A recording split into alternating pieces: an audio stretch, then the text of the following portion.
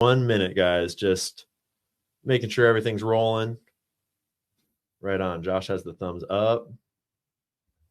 Cool.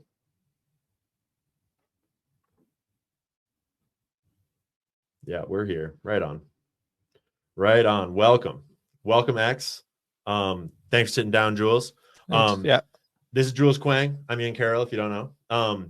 And Jules has a hell of a story that I have a million questions about. So Jules, thanks for sitting down with me. Yeah, I really thanks for having me. it. Yeah. And I assume most people that are watching this don't know anything about you. Mm-hmm. Could you give us like the elevator pitch of what this documentary that you've been working on filming for the last 4 years is, and just give us like the 60-second pitch of what it is? Yeah. So this documentary is about a bit of a journey into Antifa and the Proud Boys. I infiltrated. Oh, hi. This documentary is about back in 2019. I infiltrated Antifa and then eventually the Proud Boys. I traveled the country filming much of the George Floyd riots, and then also the Proud Boys were there too. So you're doing like undercover filming, in Antifa and like on the ground in the Chop or the Chaz kind of stuff in Seattle. And yeah. So I lived at Chaz for about 11 days, and I drove a black bus across the country. I know you might recall the mythic black buses that didn't exist. I drove one. And I got arrested for doing it. Interesting. See what else? And while you're doing this, they didn't know that you were a journalist at all. Like they didn't. No. They thought you were just a random dude, and they didn't know you were filming anything. Well, they thought I was one of them. Was a big part of it. The big part of it was trying to let them let their guard down so that they would speak candidly with me, and they all did. I had infiltrated both Antifa and Proud Boys at the same time. Neither of them knew I was in the other group, obviously. And so did you have to like split your time like a double life? Like I'm going to spend a week over there, and then I'm going to travel over there, and kind of like almost like run cover stories of where you were and stuff like that? Or sometimes there was a bit of that. It didn't always happen because events didn't really coincide all too much. Sometimes they did, and I would have to have a cover story. There were times I'd have to walk away from say my Antifa buddies and call a Proud Boy, set something up, and it was kind of funny. Or they would put something in the chats about an event that was happening where I was there as their opposition. So did you ever have to so does that involve like two different languages, like code switching your words themselves at all? Like they speak different languages? Yeah, they do speak completely different languages, I'd say. Antifa is very measured with their speech. They watch everything they say because they're deathly afraid of offending anyone. So I've got to be balancing that. On the diametrically opposed other side, I have to have absolutely no filter and say whatever comes to mind. So you've put together a bit of a sizzle reel about this documentary, and I want to show that at the start here because A, it's hype, and I've seen it a few times and I love watching it, and B, it'll give the viewers a sense of what exactly we're talking about before I dive into just kind of getting this story from you from the start all the way through to the election right now, and a little bit of what you see coming forward. So Josh, if you want to throw that sizzle reel up. For about a week now, everything in the news has been pretty violent. Political radicals on the right, political radicals on the left. You got one news source telling you it's all one side's fault and the other saying it's the other. I don't know who to believe. I decided I'd go figure out the truth, so I joined Antifa. And then I joined the Proud Boys.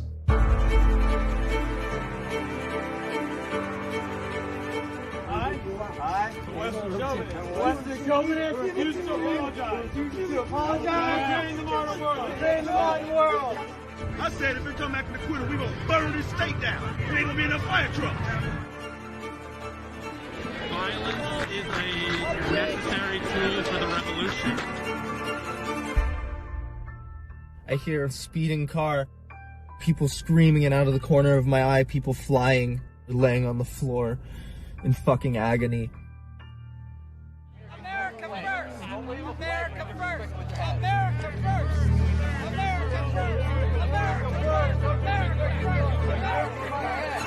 the fuck out of our city, you fucking redneck dumb fuck! Do we want war? No.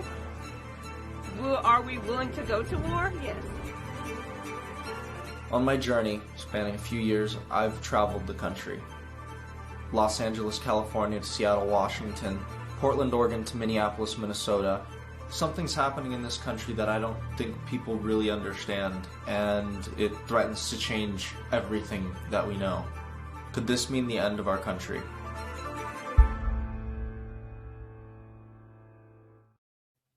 Right on. So tell me, when did this idea start? Like, where did the idea to infiltrate Antifa, or was it one and then the other? What was the genesis of this idea? So it started as a bit of a joke. I was hanging out with some friends in the summer of 2016 when the Berkeley riots were going on, and we were trying to figure out things to do. And I said, why don't we join Antifa just to see how crazy they are? And they called me a fucking idiot. I dropped it. And up until 2019, when the idea came back, and I thought to myself, well, Trump's going to run for president again. There's going to be riots when that happens. If I start joining Antifa now, I'll be in by the time the real action starts to happen. That's some foresight, right?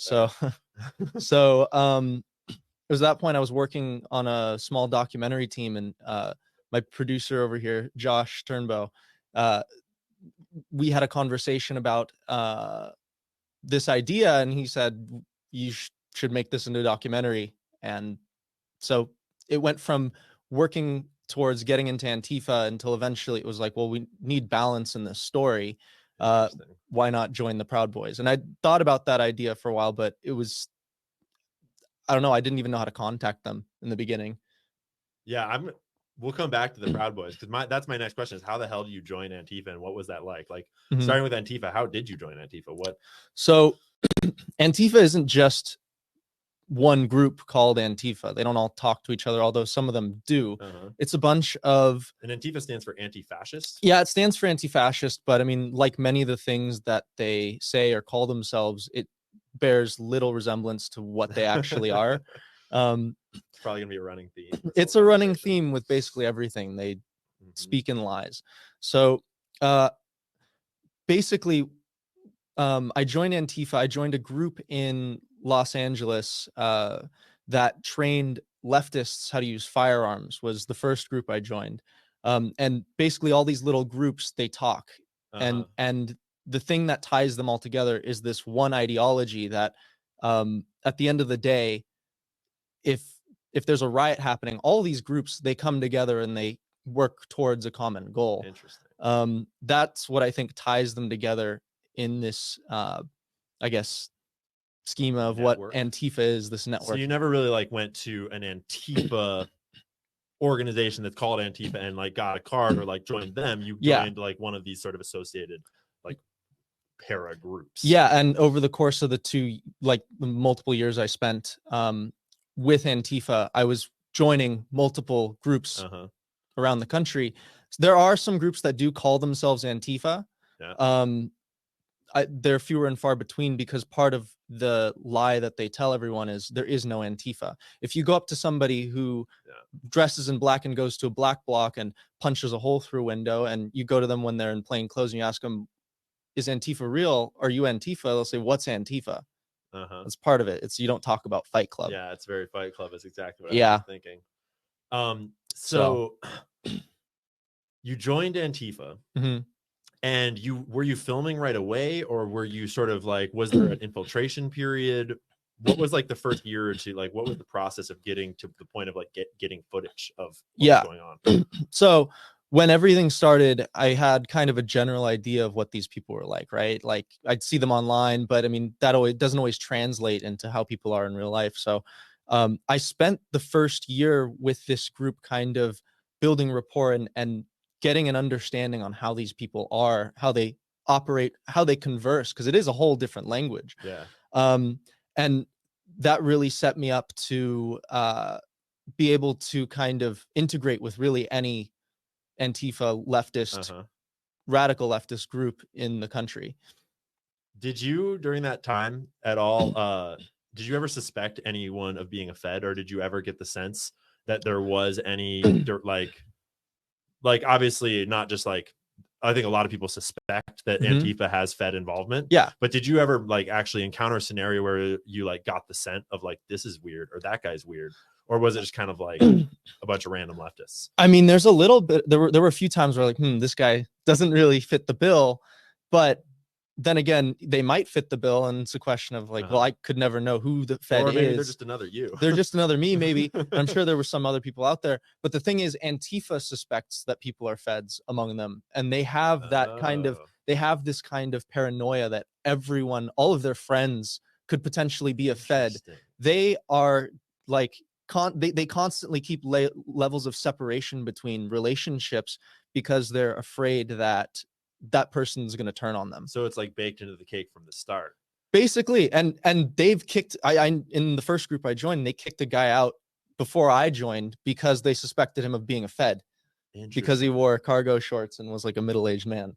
Really? So based just on how he looked, kind of in his vibe. And his vibe, how he acted. He wanted to help a little too much. So they suspect him. So they sort of baked like anti-COINTELPRO in from the start. But in some ways, that almost sounds a lot like how intelligence agencies operate, where they have everything compartmentalized and everyone is kind of separated. So that way you don't really know what all the other parts are doing at any given time. Everything in Antifa is compartmentalized. The organs don't talk, and then they do a little bit in maybe even coded language. I know that in my initial like meetings, when an event would be coming up, people would advertise it being like, hey, this event, this and then there, it's going to happen. I don't know about it. It's not happening. Or like they would give a little nugget of information on how to protest. Like, hey, here's a technique you can employ. But I mean, sort of I don't want to know about it. Suggest it, but then don't suggest it. Like, suggest it and don't suggest it. Yeah. Interesting. And if I'm not mistaken, sort of violence is caked into the core belief of Antifa, as in like that's almost what separates them from other leftist groups, is the idea that sometimes violence is necessary to fight the state. Well, I think eventually anybody who's a leftist, if they get far enough into their beliefs, they arrive at a point where violence is necessary. Because I mean, you can't create complete equality without violence. You can't take things away from people and wreck their houses and steal all their money without employing violence. So I come from Washington State, and I lived near Seattle during Chop and Chaz, during the autonomous zones they did there.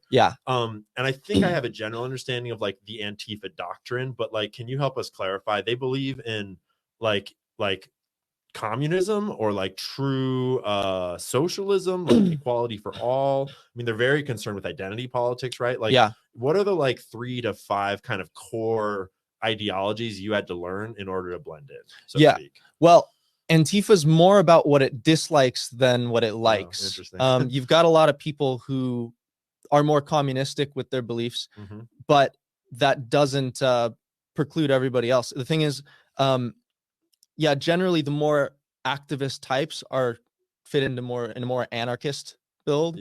You know, it's a complete distaste for any hierarchy because they believe it's a socially constructed idea. They are completely for this like self-censorship of you cannot offend anyone around you. And I guess a third would be, trying to think of a third that kind of ties them all together. It's more of what they hate, really. That's a really telling truth. Well, there's a way you can kind of test it, and it's that all of the things that they believe fall apart as soon they fall apart when they run into something they hate. If you've got a Republican who happens to be black, that person deserves no extra help or extra anything because he's a Republican. It's what they hate. A liberal black person, and they're of an elevated social status and deserve all the handouts. Right? So really at the end of the day, it's not about the ideas that they purport, it's about what they hate. I mean, so that makes me think immediately about defund the police and about how the whole thing of what they did with Chop and Chaz, where they took over this whole city block of downtown, like multiple city blocks of downtown Seattle, and then they kicked out all the police, and we're like, we run this now, we'll take care of it, we'll secure everything. And then pretty quickly they started hiring a bunch of thugs with guns, more or less, right? Am I getting that right? Like they basically established their own security force, or like I saw a bunch of people with guns running around in the CHOP. Yeah, so I was at the latter half of like CHOP's existence. In the beginning they called it CHAZ, the Capitol Hill Autonomous Zone, and then they switched it over to CHOP because it was a little less I guess that was Capitol brazen. Hill Occupied Protest. Capitol Hill Occupied Protest is CHOP, and then CHAZ is Capitol Hill Autonomous Zone. So they switched it to CHOP so that would be a little more palatable. But I mean, essentially they were trying to create an autonomous zone. They brought the guns there as a threat to keep people out. And a lot of these more extreme leftists, they are pro Second Amendment. So, which might come as a bit of a surprise. It came as a surprise to me. It really threw me for a loop when I first had to like contend with that. So we're kind of getting ahead in the timeline, but I want to rewind. And so you've joined Antifa. You joined through this kind of like leftist gun group initially, and then started ingratiating yourself with different parts of this network and just started making friends and getting in. At what point did you also join the Proud Boys, and how did you do that? So the Proud Boys were a lot tougher to join. For one, they're a lot more skeptical. So joining Antifa doesn't really have real predators, is the thing. Like as in like the group Antifa does not have predators trying to take down Antifa. The government isn't coming after Antifa, storming into their houses. In fact, they're letting them out of jail. They're letting them out of jail, even though Antifa believes the government is after them, after their asses, trying to like throw them in the gulags. They don't have real consequences for their actions, and it kind of it comes out in ways of like carelessness and letting people in very easily. The Proud Boys, on the other hand, they have faced quite a few consequences. I mean, there's people in jail for January 6th still because they're Proud Boys, not even because they were at January 6th, in relation to January 6th. Then people have lost their jobs. They've been attacked physically. So how did you actually find them in the first place, and what was the access point to joining the Proud Boys?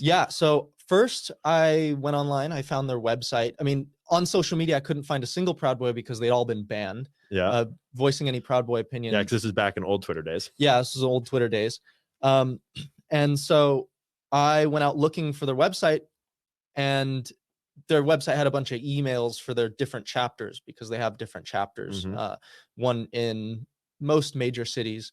And then I tried contacting them through there. I got in contact, and I was kind of trying to get an appointment to vet with them. And it took quite a long time because, I don't know, for one, they kind of weren't good at keeping up with that. And then a bunch of other groups, some were better at keeping up with that than others. It took me, over a year, I believe, from me starting contact with the Proud Boys until I actually was able to join. So I had a lot more Antifa time under my belt by the time I had joined the Proud Boys. And so did you have like an in-person meeting with them where they vetted you? Did you like go to a place and do a thing?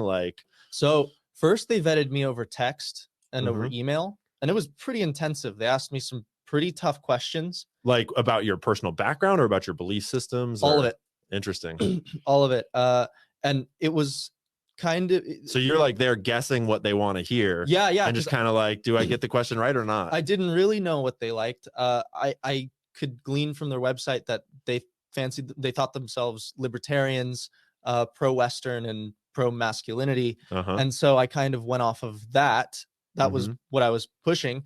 But they asked some very difficult questions. Like they asked me about what would fix California's like entrenched liberal like establishment, and just these very difficult questions. Was there any issue with you not being purely white when you were joining them? Not at all. Did they bring that up at all? No. So they don't have any like white supremacy stuff in them at all? Or at least not organizationally? Organizationally, not at all. I mean, their president was a black guy from I actually do remember that now that you mentioned that. He was a Hispanic black guy. My the chapter I did eventually join is almost half Hispanic. Huh. I mean, these are just dudes who have no filter. They'll joke about things, but at the end of the day, they consider each other brothers. It's like throwing a stupid joke. Interesting. And so what were firearms a part of the Proud Boys as well in the way that you kind of like found it with Antifa, or was it sort of different tactically in terms of what they were kind of training and doing? It was practically identical. I mean, with the Proud Boys, I mean, of course, they're pro Second Amendment.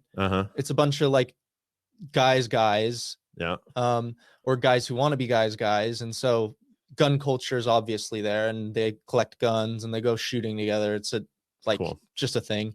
And also, I mean, there's an air of, well, we have these guns in case tyranny comes knocking at our door. It's the same for Antifa. There are actually a lot of similarities between Antifa and the Proud Boys. There are very important differences, but that's one similarity. Sounds like one of the differences you're talking about is the way they think and speak is like Antifa is all filter of like control our speech and thought so that we don't offend anyone. So we adhere to this ideology. And it sounds like the Proud Boys are like the ideology is unfiltered freedom of thought. Yes. As long as you adhere to the greater ideology of. Well, this is the interesting thing because Antifa fancies themselves very libertine, including with freedom of speech. They think that they are pro freedom of speech. But I mean, as with many things, the issue isn't the issue here. They aren't pro free speech for the sake of free speech. They're pro free speech when it aids in their goal, which is to destroy the system. So you infiltrate Antifa. You're with Antifa for a while. Yeah. You're simultaneously starting to get into the Proud Boys. You wind up getting into both. Is that like by 2020 you're in both, or like were the BLM riots happening before you got into the Proud Boys? The BLM riots were 2021 or they were 2020, right? They were in 2020. Yeah. I got through.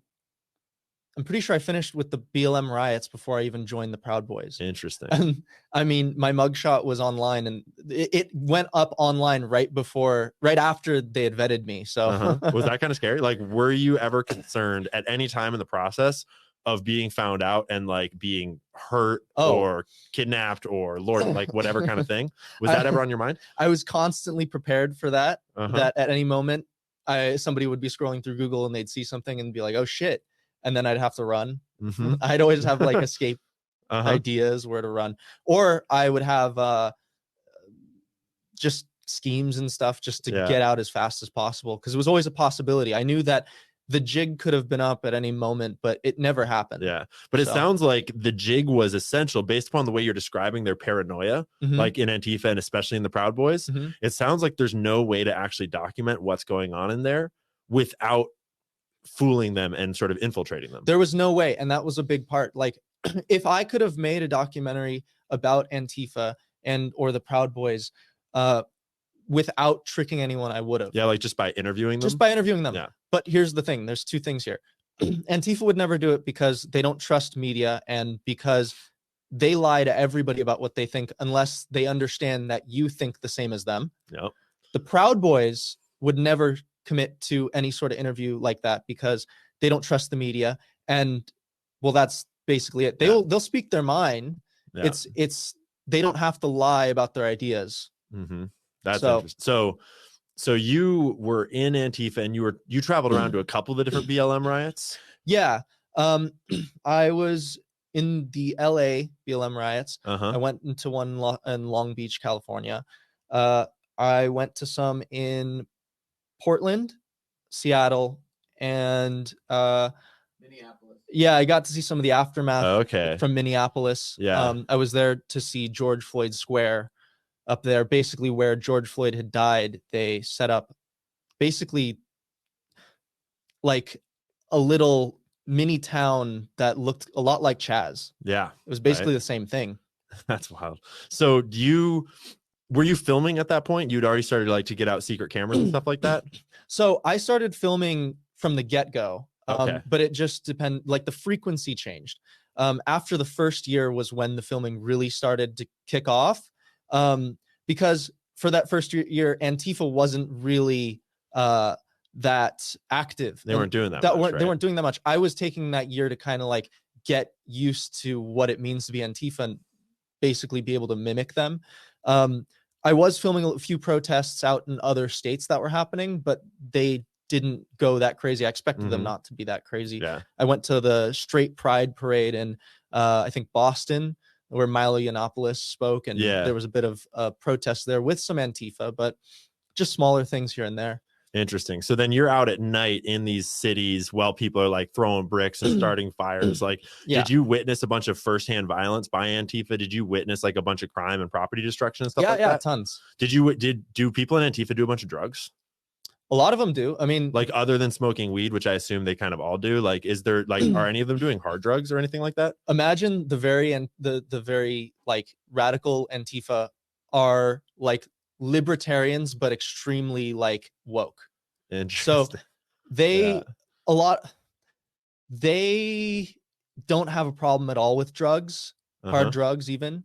Some of them will have more of a problem because I mean everybody's an individual. They have like little differences, but widely they do not have a problem with the drugs. A lot of the Antifa medics, all of the Antifa medics worth their salt would carry around Narcan because their idea of kind of managing drug use is managing it and not getting rid of it. Are the Proud Boys the same way, or was it super different in their like kind of culture?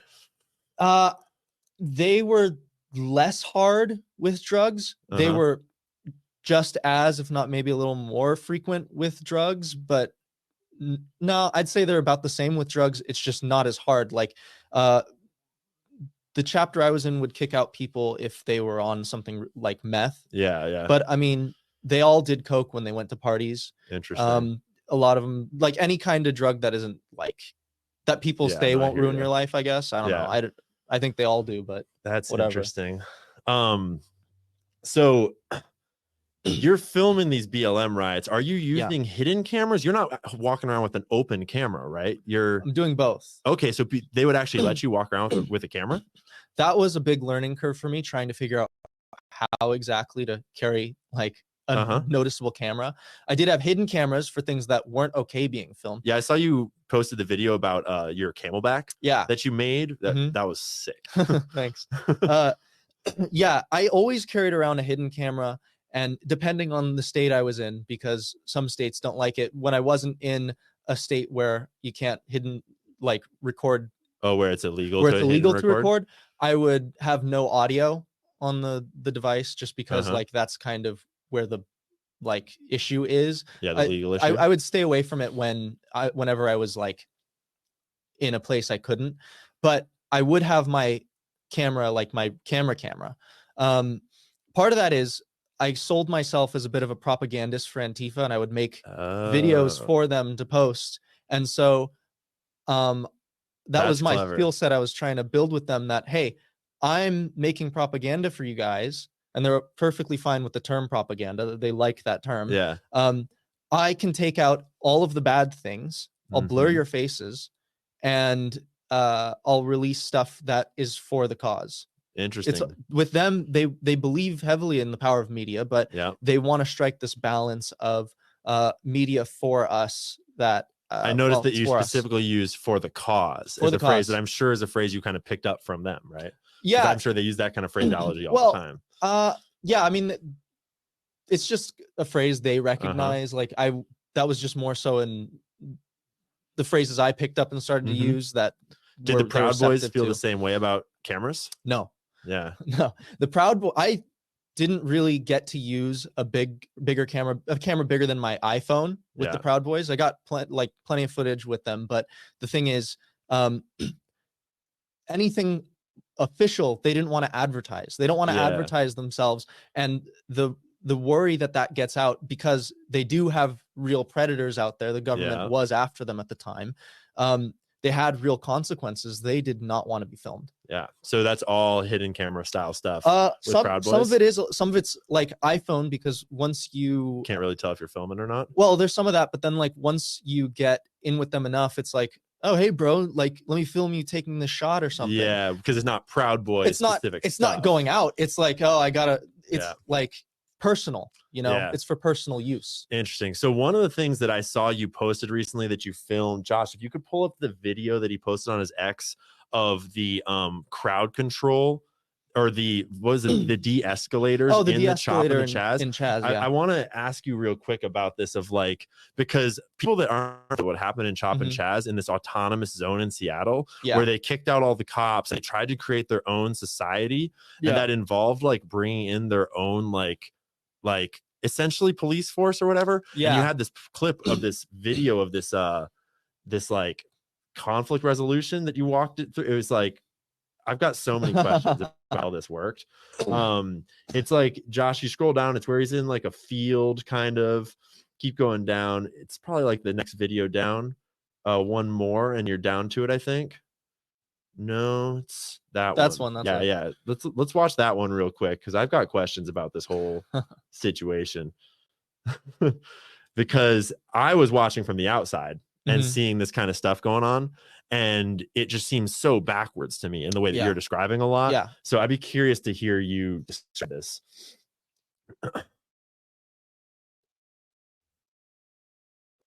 This is what protesters in the Capitol Hill Autonomous Zone want. This is what protesters in the Capitol Hill Autonomous Zone wanted to replace the police with. Everybody in the camp had this idea that you could de-escalate like any situation. So they had these people walking around that they would call de-escalators. This guy in the purple jacket is one of the main ones you'd see around. So how this all started was that one morning in Chaz, you had a bunch of Christian preachers come in with loudspeakers and begin to play Christian music. They had banners with excerpts from the Bible, and they were preaching. Leftists who don't like Christianity whatsoever started to gather around, and you could tell that they were starting to get heated. Eventually, it does turn to violence. The protesters around the preachers start running up one by one, doing things like hitting the preachers over the head with the butt of a BB gun, shooting them with liquid. I don't know if it was piss or what. They had water guns. A BLM activist pulled a knife and switched it open and began mugging one of the Christians next to me. Something that the de-escalator will do is they'll try to get between the aggressor and the assailed upon and try to separate them with his own body. The only thing it was effective in doing was turning the ire of the aggressor on the de-escalator. He got punched a few times in the head, and then eventually, after things seemed like they settled and the de-escalator started walking away, one guy ran after him, put him in a chokehold. That guy's face was going red. He was almost out before people could pull the man choking him off. And mind you, these are all people on the same side. Really, what breaks all this up is somebody from behind us pulled out a handgun and pointed it around and was doing this to everyone. And everyone just immediately, it was like they'd been dunked in cold water, stopped what they were doing, and started like just focusing on the guy with the gun. People escorted the armed man out, and things dissipated. After this whole ordeal, the de-escalator like skulked off into a corner, leaned his back against the fence, went in the fetal position, put his hands over his eyes, and started bawling. I don't want to make too light of this situation because, again, these people and the people who share their ideology held the whole country hostage. You were being held hostage for a full summer for people to push ideas like this, to try to get this put into public policy. So did you, I have so many questions. Did you ever get in any fights or like have anyone attack you or anything like that where you actually like blows were thrown at you, or did you manage to avoid that the whole time? Almost. Something you don't see at the end of that video is some guy saw my hidden camera there and grabbed at it. And whoa. Well, was it your Camelback?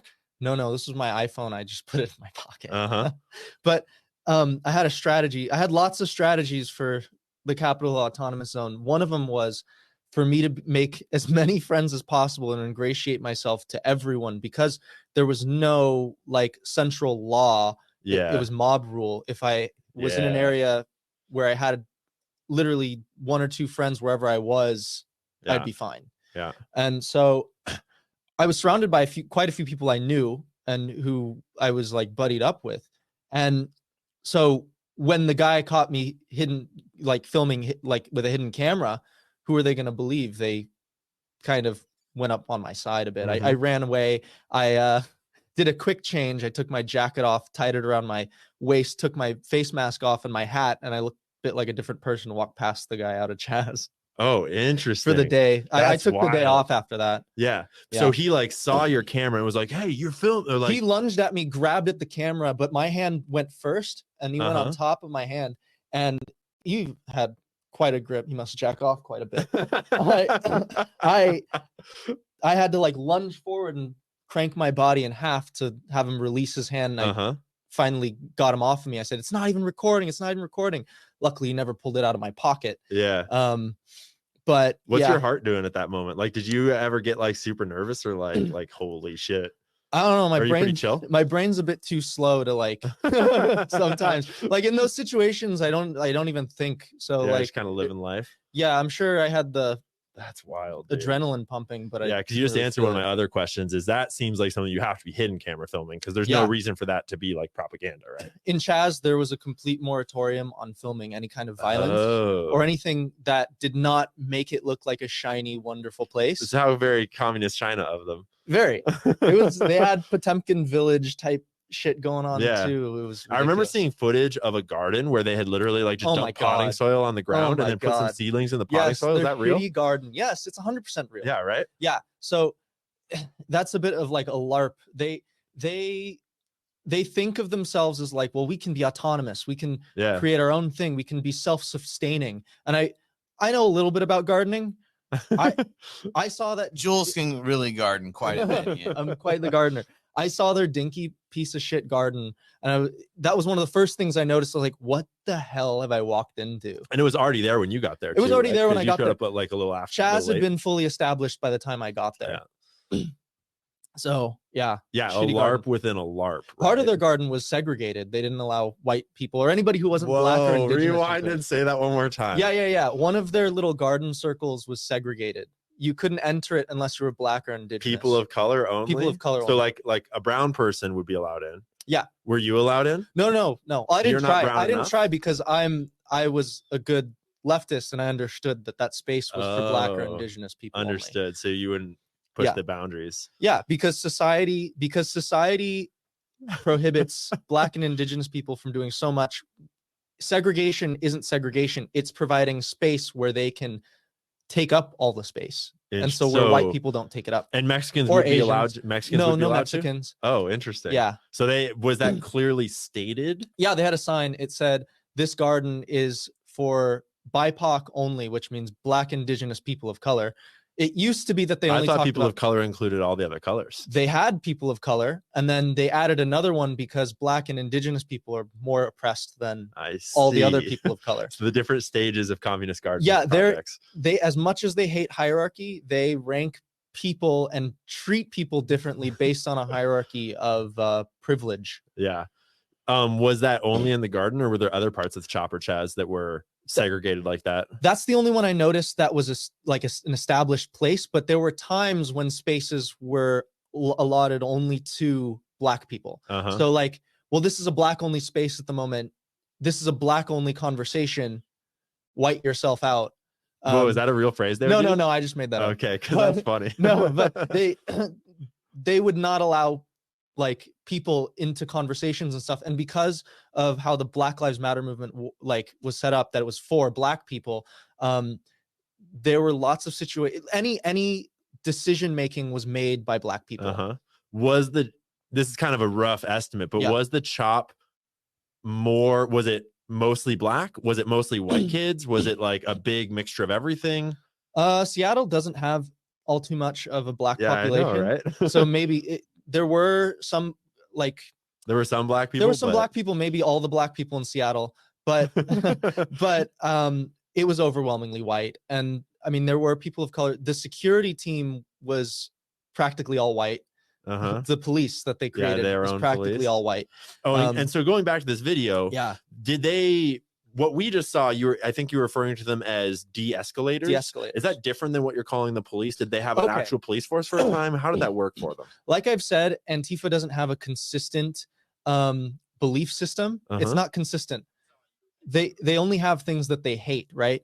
So once they destroy something and once they get rid of it and they create their own space, they don't know what to do with it really. So they start employing all their ideas. One of those ideas is that we need security to keep the invaders out of our border wall, which they had, which are the police. They wanted to keep them out, but eventually, because like of human nature, they had to start policing themselves because people were going crazy and beating on each other. So the police that they established, the security, they called it security. Of course, they wouldn't call it police.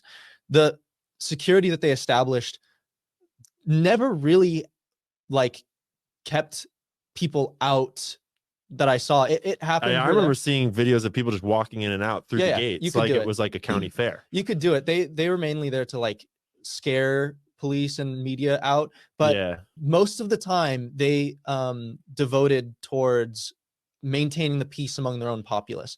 And so they had that, and it just kind of happened that way because they couldn't do without it. And then their main thing that they were pushing was, we don't need police, we just need de-escalators. So they just had random people walking around. Maybe somebody worked at like a therapist's office, and or they just said, I'm good at talking people down, and they would walk around and talk people down from situations, which with no real rhyme or reason, just like, you know, talk to you, be like, hey, can you be a de-escalator? And when you're here, can you just walk around? It's not like they had shifts. People did they? Came up to the role, and sometimes they had shifts, but no, not really. There wasn't like an established de-escalator brigade. But people knew who the de-escalators were because they took up those roles for themselves. Did they frequently get like slammed in the head like this dude did? It didn't happen all too frequently because most of the time the ire of whoever was like the assailant was just solely pointed at the person they were mad at. And usually the de-escalator wouldn't be effective and some guy would get punched and then things just fizzle out as they normally would. Yeah, like in a normal fight. Yeah. So that's maybe one of the only times I've seen a de-escalator really get attacked. Were you there when on the nights when the shootings were happening? Yes. Did you see them, film them? Like, were you involved in like documenting that in any way? Yes. Can you tell me the story? Yes. Because I remember watching them live stream. Like I remember that night kind of flipping through live stream, trying to figure out what the heck was going on. Yeah. So I wasn't up at the precinct until after the shooting had happened, but there were plenty of more of other shootings that were aside from the fatal ones. The thing is, how it all started that night was it was a normal night. I did a jiu-jitsu class with one of the guys I was friends with there. They did it in the park, and we were walking back to do our security patrols because I was a member of the security team, and then out of nowhere, shots started being fired like all around the park. I was in the park. It's real dark out there and real quiet, and there's huge trees that line the whole park. So it's like you're in your own little world, and then you're just hearing shots firing from every direction and car tires skirting around the place. And so I was with the guy I was training with in jiu-jitsu. He was a volunteer soldier for Rojava. What's that? Rojava is a I think ethnic group or something in Syria. Okay. And they're anarchist. So he's an American. He volunteered to go fight in that war to help liberate the anarchists. And he came back here, and then he was in Chaz with me. Interesting. So he sounds like an actually dangerous human. Yeah, he went to federal prison for a little bit after this. Right. So I was following his lead. Yeah. He was good guy to be friends with. Yeah, duck and cover. Hide behind this wall. Don't stand too close to any wall because that's how you get a ricochet in the side or something. Interesting. So I followed his lead for much of the night, ducking in cover. There were just shot after shot being just. Did it go on for like an hour or something like that, or felt less? like hours? But I don't know exactly how long. It maybe 30 minutes, and then it stopped, and then another 30 minutes until eventually, like I was still in the park. I heard a barrage of bullets up. By the police precinct. And at that point, like all after the barrage, it went dead silent. So I kept going up with my camera. I walked up over there and I filmed a bit of the aftermath with my hidden camera with my iPhone because they wouldn't want any of that filmed. People were already trying to like clean up a bit of evidence. Yeah. And because the police still weren't allowed in, right? Like they No, they didn't weren't. they didn't but allow they allowed an ambulance. Yeah, in. so they did They call allowed for an an ambulance to ambulance come in. But that was pretty contentious, wasn't it? Because the idea was they were autonomous. Yeah. And now suddenly people are getting shot and they don't have any way to deal with that. Yeah. And one of the people in the car ended up dying. Mm-hmm. A black teenager was killed by the all-white police of Chaz. And then tragic irony. Yeah, my Rojava soldier friend had separated from us, and he was up there, and so he was providing medical attention to the guys who were shot, and like when I got up to him, he was like, "Dude, that one guy was Swiss cheese. He's not gonna make it." Mm-hmm. It's pretty crazy. Wow. That story gets a bit crazier actually because, I was walking with another friend as it was happening. All the people of Chaz were acting as a bit of the police. They were all looking for the car that was just doing all the drive-by shootings. It was insane. Everybody. So it was a car doing drive-bys. Yes, all around. Chaz was just surrounded by a bunch of streets. So this car was just driving around and shooting, and we didn't know what direction. Yeah. And people were just ducking and covering all throughout the place. Yeah. And so I went with one of my friends when the Rojavan soldier separated, and he swore he spotted the car, and it was stopped at a intersection. And so we skulked up, and he took a photo on his iPhone of the thing, and then somebody grabbed him from out of the bushes, out of the dark bushes, just like out of nowhere. Yeah, and held him up in the dark. And this guy, he froze. And the guy just kept saying, "Delete the picture, delete the picture, delete the picture." His iPhone illuminated the guy's face, and I realized I had interviewed the guy who was holding him up and threatening the guy. And I kept trying to talk the guy down. I was like, "Hey man, hey, you know me. What's the problem? Let's just talk this through. Yeah. Hey, you know me." But he was in this loop. He kept threatening my friend. And then the guy who was attacking us, his buddies came up. One of them grabbed me by the back and then pushed a blunt metal object into my back. I don't know to this day if it was a gun or a knife, but I would assume a gun, because why push an unopened knife into somebody's back? Yeah. And so finally, I tell my friend, "Hey, dude, delete the fucking picture." He snaps out of it eventually after the guy starts counting down, and what happens next? Okay, and then we run off. I tell him, you didn't actually delete that picture because you have an iPhone and it's in your folders, and supposedly that's the car that was driving around shooting, where the two individuals who I believe are the friends who came and accosted me or like grabbed me were driving that car that night shooting. That's my guess. Is that they were either in the car or they were direct friends with people in the car? Well, the car was parked in the middle of an intersection. No one was in it. And so they... Interesting. Yeah, and so one of those guys died that night. Wow. And then because I was buddy with the guy who was threatening us initially, I filmed the vigil. Interesting. Jeez. Yeah, I don't know if I explained that all too well, but it was kind of... No, you explained it very well. That's just a wild story. It was... Did that end the chop? Was that the end of it? Like, is that when it started? Because they kept it going for a while, right? No, it was like 2 more days, maybe like a day and a half before. But that kind of started the pressure of like the outside police pressure to be like, listen, we're going to go in there and take this down. Potentially. I mean, you could debate whether or not it was those shootings or if it was the big protests that started happening where people marched to the mayor's house. Okay. So people thought it was either that or that, you know. Interesting. So I could ask a million questions about Chop and Chaz, but that is sort of like one of the big main events of those BLM riots that you were part of in Antifa. Yeah. Was there any comparable event? Like, were you at J6 or was there any comparable event for the Proud Boys that was like sort of a big protest or something? I was not at J6, otherwise I'd probably still be in jail. Yeah, right. I would have wandered into that. Let me film this. Jules, like, you should talk to him because we had a real conversation about going to J6, getting a flight, and it just I don't know what it was, right? Like it didn't feel Yeah. right. Josh, my producer, and I, we had this long conversation about going to that protest, because at the time there were a lot of mass conservative protests in DC, and so that was one of a few. And so I was like, well, I should go there. I need that kind of coverage. Mhm. And he said, there's going to be another one, and I've got a job we have to do. So if you good leave, luck. if you leave, you're screwing me over. I was like, okay, Josh, I guess I'll stick around.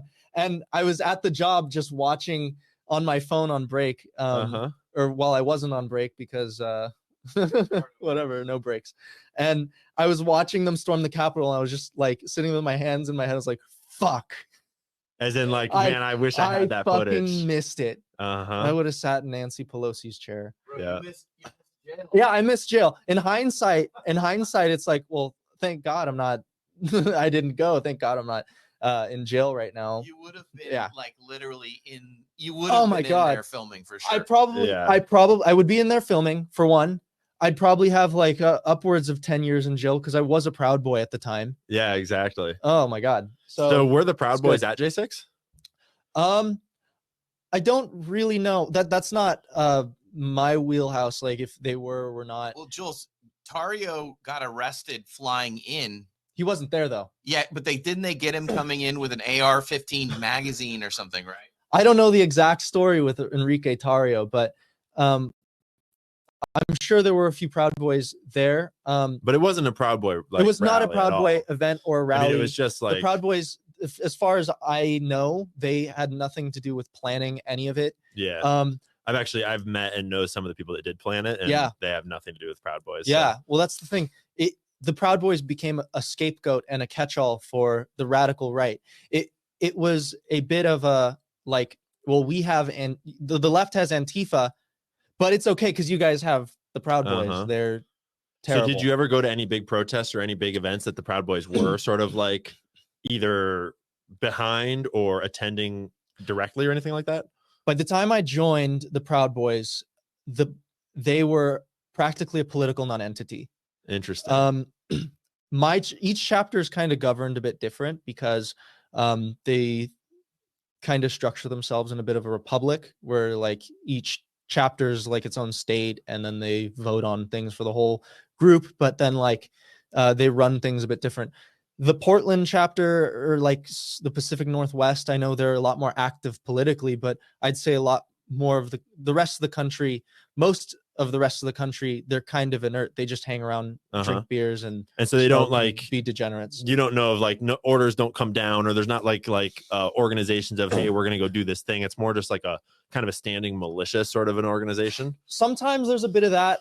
I wouldn't even go so far as call them maybe militia. They're more like just a group of vigilantes. They see a right-wing event happening, and then they show up to serve as security. That's probably their main political function.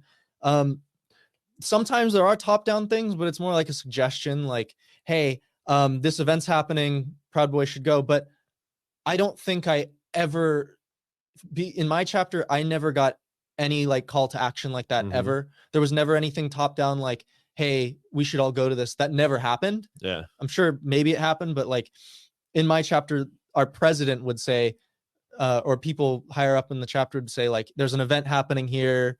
If you guys want to go, don't be fucking stupid. Yeah.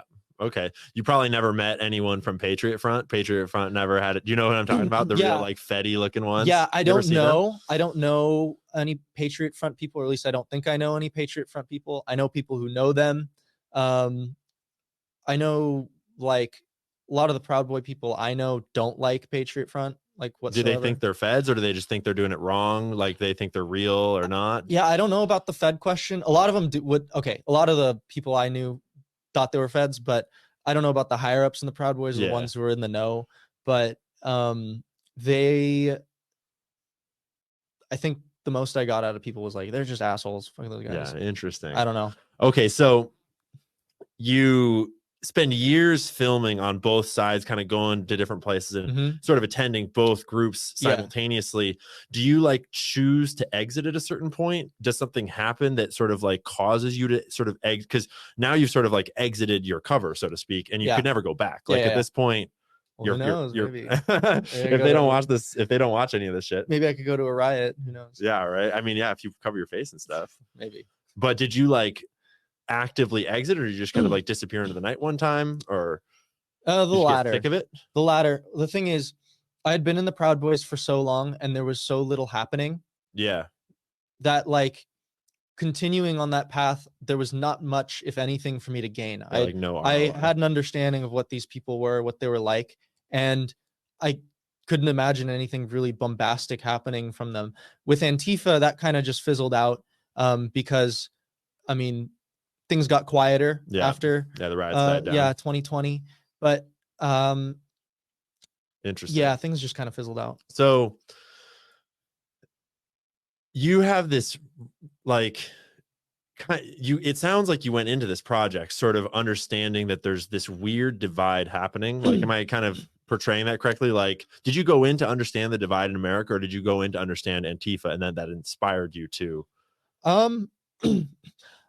I went in for both, I'd say. Because I mean, there was that divide, and that was interesting to me, but also like, I think it was more physical and more like tangible to see Antifa and think, what the hell is that? Yeah. You know, like there's nothing that physically like to be fair, the Proud Boys don't seem nearly as radical and nonsensical. Like, I don't know much about the Proud Boys, and I'd imagine that I don't align with them probably on a lot of things. I don't know. But Antifa is so obviously like this whole other beast. So, I mean, of course, the radical left would call the radical right extreme radicals. So I guess it's all about perspective there. But I'd say compared to the average American, the average Proud Boy is very normal. Yeah. They're of course outliers. Everybody's their own person. There were Proud Boys, I'm sure, who were racist. I never met one. I saw one with like a swastika tattoo at one point, but like, did he act racist? I don't know. I didn't talk with him, but never caused me any problems.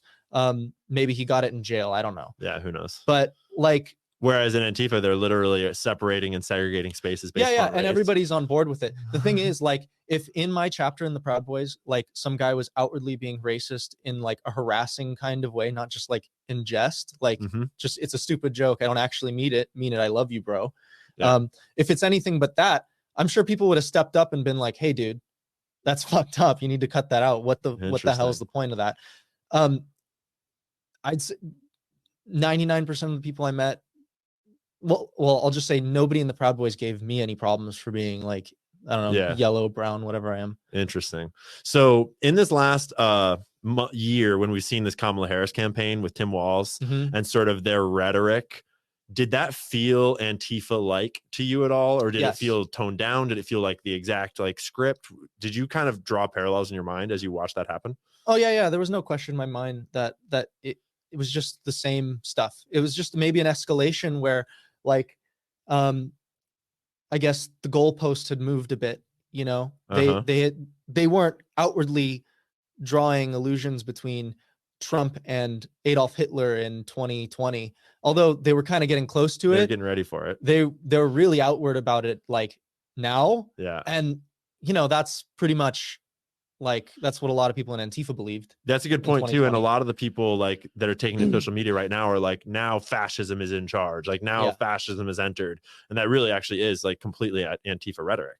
Like, right. Yeah. Well, Antifa, like I said a lot earlier on, Antifa doesn't, the words they say don't mean what the rest of us think they mean. Yeah. When they say fascist, they mean in opposition to our ideas. Yeah. So as opposed to what actual fascism is. But the thing is, that's what Tim Walz means when he says it. That's what Kamala Harris means when she says it. Yeah, it's very well said. Yeah, they don't, it's not like they're saying that I don't know, Trump. I mean, both Tim and Kamala pardoned a whole bunch of BLM protesters and were encouraging them to protest and burn cities. Right?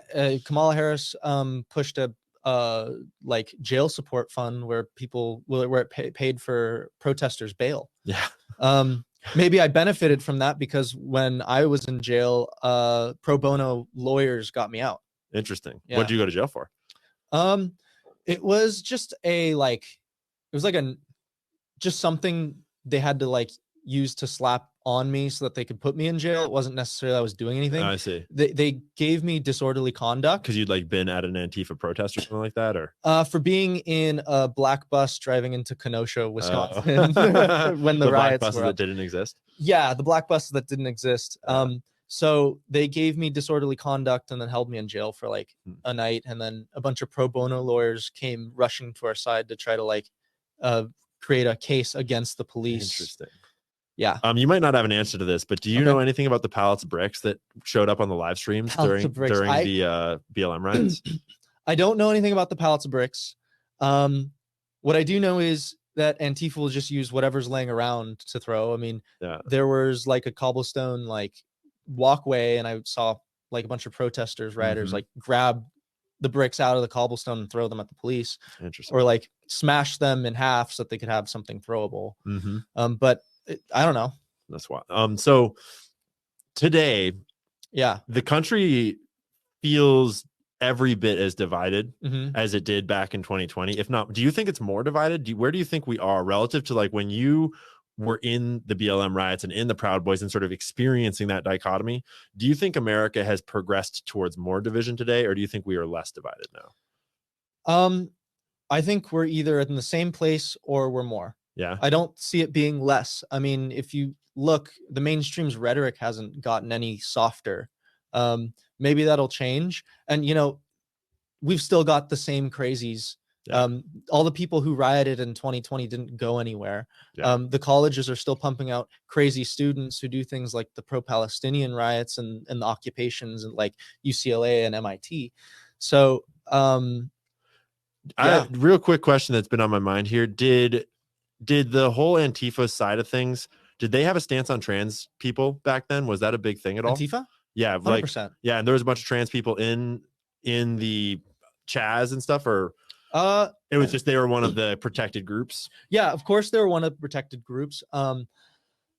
There aren't a lot of transgender people in general, but there was a large population if you take into account how many there are in the country. Yeah. I mean, a lot of these Antifa hotbeds exist in like queer districts of cities, you know, like the Capitol Hill Autonomous Zone is like the queer part of the city. It's like their gay district. I see. So yeah, I feel like, have you been back to that zone at all since it stopped? I was hearing that it's still completely annihilated, completely destroyed, and like sort of just like vacant still. But I believe I went back a year after. And it was still trashed. I don't know how nice it was before Chaz. Probably not super nice before. I don't know, but when I came back, I mean, some of the infrastructure left over by the Capitol Hill Autonomous Zone occupiers was still there.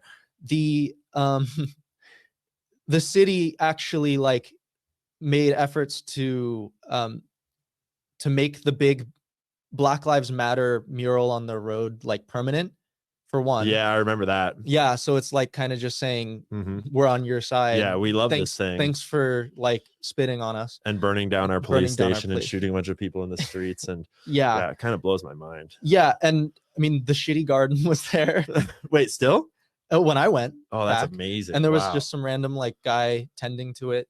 Another thing I forgot to ask that I'm still curious about is I asked you about like whether Antifa and the Proud Boys do drugs, but in the CHOP, did you see drug use like the way that you'd see it on the side of the street in downtown Seattle, like homeless people?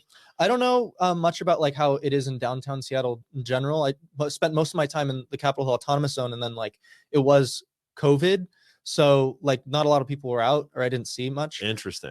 But what I will say is I saw a lot of open drug use. There wasn't some sort of like block on that. I think there was an effort to like give people like clean supplies, stuff like that. I saw somebody shoot up heroin once or twice. You know, that people walked around just to pick up the needles and stuff. So that's wild. I mean, the open drug use was fine because they were governing themselves. That was one of the big parts of the Capitol Hill Autonomous Zone. Was why it was so important for me to go there was I had been hearing for a year and like maybe a half by then all of these like utopian ideas Yeah. of what exactly should we do as a country. And then there was all these protests and riots of like, we're going to commit violence in the sake of these utopian ideas. And then Chaz was my opportunity to actually see what happens when those utopian ideas become manifest, like when they have the opportunity to do everything that they want. Yeah. And it was an absolute disaster, third world country, like shantytown, where there was open drug use and everything was propped up through donations and by the city keeping the lights and the water on. So they were taking food donations from other residents of Seattle. The residents of Seattle allowed Chaz to continue. They donated food. There was constantly food. I ate exclusively like that for a while, just the food that they were providing. And the city of Seattle like left the electricity on and the water on. Yeah. And they paid for sanitation. Yeah. They paid for a bunch of what are they called? Porta potties to just be up there for people to use. In some ways, it was almost like a government sponsored LARP. Not just a LARP. It was a government sponsored revolution. Yeah. Yeah. And that's actually, this feels like a great time now that we've got basically like all of our viewers in here to replay the sort of teaser, the sizzle reel for this documentary that you kind of were filming this whole time, because it gives us some visuals of what exactly you're talking about. And then we'll do sort of a last segment where I want to get your take on where we're going and what we do about it all. Yeah. Before we close up for the night. So Josh, if you want to play that sizzle reel, let's rock it. For about a week now, everything in the news has been pretty violent. Political radicals on the right, political radicals on the left. You got one news source telling you it's all one side's fault and the other saying it's the other. I don't know who to believe. I decided I'd go figure out the truth, so I joined Antifa.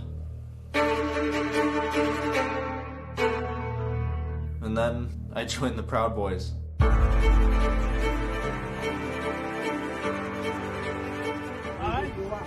Western chauvinist refused to apologize. To apologize? Change the modern world. Change the modern world. I said if it come back to the quitter, we gonna burn this state down. There ain't gonna be enough fire trucks. Violence is a necessary tool for the revolution. I hear a speeding car, people screaming, and out of the corner of my eye, people flying, laying on the floor in fucking agony. America first! America first! America first! America first! America first! America first! Get the fuck out of our city, you fucking redneck dumb fuck! Do we want war? No. Are we willing to go to war? Yes. On my journey, spanning a few years, I've traveled the country. Los Angeles, California to Seattle, Washington, Portland, Oregon to Minneapolis, Minnesota. Something's happening in this country that I don't think people really understand, and it threatens to change everything that we know. Could this mean the end of our country?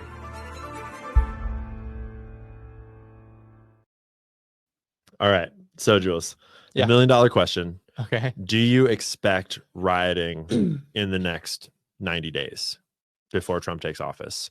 I would expect the day Trump takes office would be the apex of like the rioting. It's like the climax. Building up maybe here and there little things. The thing is, how this stuff works is these groups of people, these radicalized people, they need to acquire like enough pressure, like enough like a angst. pressure cooker kind It's a of. pressure cooker. And so, or like a volcano, every time there's an Yeah. eruption, people get let off steam. And so things like the pro-Palestinian riots, those blow off a bit of steam. They need to be, the troops need to be revved back up. You had a lot of the media just pumping all this Trump hatred all throughout, right prior to the 2020 riots. Yeah. That needs to happen for there to be sufficient enough pressure for an So explosion. you bring up a good point, actually, that from my perspective, what the BLM protests looked like is they looked like a trigger was pulled by the establishment, because when George Floyd got killed, like, it's not necessarily that they planned out that killing, Yeah. but at the time it just felt a little like they could have suppressed the story just as easily as they could have pumped the story, and they clearly pumped the story, and they clearly like let the bubble pop at that moment. Yeah. And so I guess what I'm saying is that you're kind of elucidating what I would expect as well, that it's not necessarily that we're going to have organic riots around Trump's inauguration or anything like that, but there's a pressure that they can build, and that they could pop with an event like another killing, a cop shooting, a Trump thing, whatever it is they use. Yeah. Well, I mean, I don't know if they know what is going to be the viral moment. Exactly. The thing is, like, all the media and their politician, the leftist politicians are doing is they've got a glass of water and they keep dropping drops into that glass until eventually it's going to spill from the top. I don't know how much planning goes into like, well, this is going to be the exact moment. Yeah. This is going to be the exact moment. They're revving people up. And so there needs to be a sufficient amount of revving people up before there's another one of those, like, so us in the outbreaks. media, us as citizens, we should be watching these sort of like cultural landscape to watch that revving process happen. Yes. And that should be informing us as to what might be to come in the next months. Yeah, I would say, like, think of it like you've got a fire warning dial whenever you drive by fire one of those. risk A low. fire risk. Yeah, fire risk high. Just think of it as that. Like, maybe think to yourself, well, what's the fire risk today? Yeah. And I mean, clearly they've been pumping it up. They've been calling Trump Hitler. They've been calling Trump supporters guard, like all this stuff. And now the election going the way it did, what we're seeing online is a continuing of that rev, like a continuing of that. Like, it certainly was not an outlet. Yeah. The election, the way it went. Yeah. So, I mean, the people who rioted in 2020 have not changed. Yeah. They, if anything, they've gotten a bit more emboldened because that's what I would assume. Yeah, because I mean, they've been calling Trump Hitler and a fascist. And now he's back, and he's got a Republican House and a Republican Senate. Yeah. So exactly. So what do you think? This is an impossible question, but what do you think we do to bring the country back together? Do we like it? I've been of the mind to say, like, we need to try to reach the people that we can reach and have conversations across the aisle. And I get met with a whole lot of like, you can't reach these people. Cut them off. Like reach the middle or reach. Yeah. I mean, like, start with the middle. And as you bring the middle closer, I like to think that you make the people that are true outliers, they stand out so much more. Yeah. And they become more isolated. And then they either have to sort of like immolate, metaphorically speaking, I mean, or they have to decide to like change. That might be naive. Like, do you have a perspective on what you think is the way you make change in America to like heal? Yeah, I do. I think maybe the best way to solve this, if I had to guess, would be to just make life better for everyone. Yeah, for one. Fair. If we have results and we fix a broken system, and people's lives are better because of it, people might not listen to the other side of the aisle calling one group fascists. I mean, another aspect of it is, I think that I lost my train of thought. One question that I've been dying to know the entire time, that I'd bet that all 30-some thousand of our viewers right now are dying to know, and you don't have to share it, but what's your what was your political leanings before you started this project? And are you willing to tell us who you voted for in this election? Yeah, I voted for Donald Trump. My political leanings were, I would say like center right when I began everything. But it's definitely pushed me further and further to the right because I see where their policies and their ideas lead them. Yeah. And I see that, like, the more moderate positions they hold, they can go nowhere but to the extreme. Yeah. Interesting. All right. Before we wrap, you are at this turning point, is my understanding, where you've got all of this footage, like hundreds, thousands of hours of footage, right? And you've got this incredible sizzle reel, but it's not yet turned into a full documentary, right? It's not yet. And so you still have like tons of hours of editing and also like licensing of maybe stock footage or music. Like, you basically have a hurdle to overcome, right? And we've been talking a little bit about how I can sort of help, because this is like such a cool project. When I first met you, I was like, whoa, dude, how can this documentary happen right now? Yeah, because it seems so relevant to our times today. To show, I love looking at the past in order to understand the present, and looking at what happened in 2020 is so important to what happened today. Well, it's a story they're trying to bury. Exactly. They don't want us it to was remember. so embarrassing, It's so to speak. Terrible. Yeah. Yeah. but it's so true to what it actually like. It is what these ideals end at, right? Mhm. And when you see them in action, you can't help but like. There's a reason they didn't want anyone filming all the bad stuff. They just wanted people filming the good stuff. So my understanding is that you put together a give, send, go to help, because you're just a dude, like you just work like your day job, and you're just trying to basically make this happen on the side, right? So you made a give, send, go. Is that right? Yeah, I made a give, send, go. Basically when I was 21 and I started this whole process of starting a film, I was living at home. So I could pump all the money I was making like at my job to like into this project.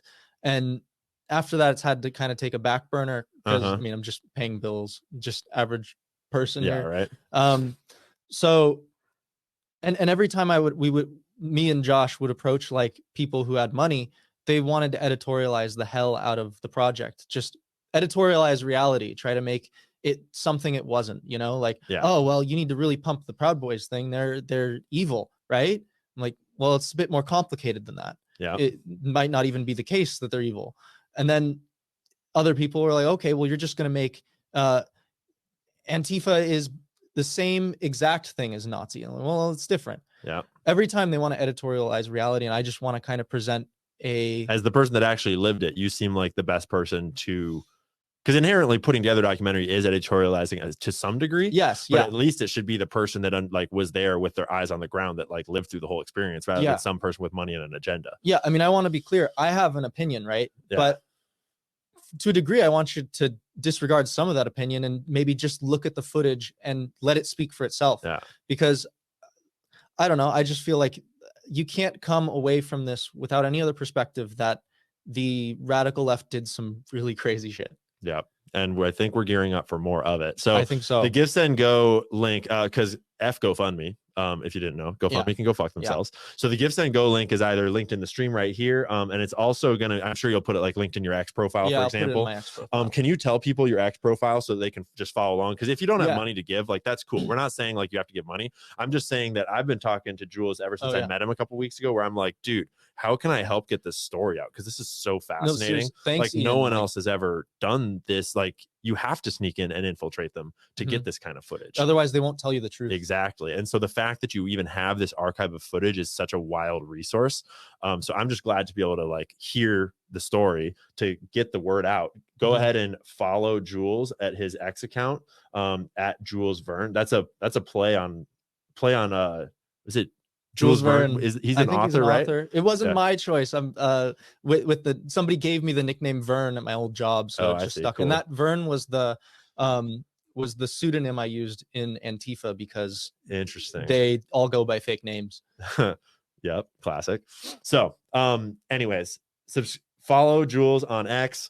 If you've got extra to give and you want to see this documentary happen, the Give, Send, Go is out there. We're gonna make it happen one way or another. Regardless, we're gonna figure it out. It'll just take a little longer. But we need to, like, the story needs to be told in relation to the times that we're about to live through, because I think we all understand, right, that we just went through a moment, like there's a few moments in history where everything passes through the eye of a needle. Yeah. And the election the other day was one of those moments where everything shifted in a new direction, whether you think that's good or bad, or I think it's in between. I think it's very complicated. Yeah. I know that the story going forwards needs to be informed by what's happened for the last 4 years, the last 10, 12 years, because we don't want to keep making the same mistakes. We want to move, towards a better world, hopefully. So Jules, thanks for sitting down. Yeah. Thanks, Ian. Really appreciate it. Yeah, I really appreciate everything. Yeah. Thanks to everybody that tuned in. We will see you next time. And if you follow along with Jules on his X, I'm sure that you'll start to see more little bits and pieces drizzle out from, he's been posting stories about what happened. And yeah, I'll be putting out plenty of funny. More clips. Oh, you real quick before you go, if you want to see, what was it? You have video of a Proud Boy throwing a midget? Yeah, I have video. Right? It was like at a party or something? Yeah. It was at a Westfest, which is their biggest party. Don't tell